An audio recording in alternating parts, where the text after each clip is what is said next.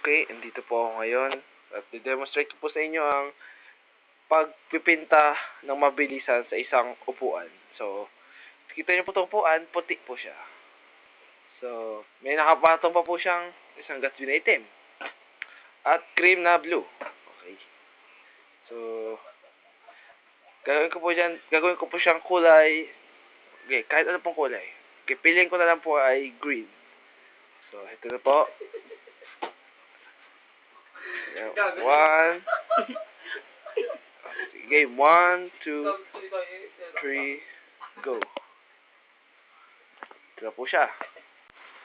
O, di ba po? Kita niyo na po, o. Di ba? Naging green na po siya. Titigan niyo po siya, o. Di ba? Green po yan. Dati po siya puti. So, salamat po. Kung for more details, log on to www.kalokohan.com.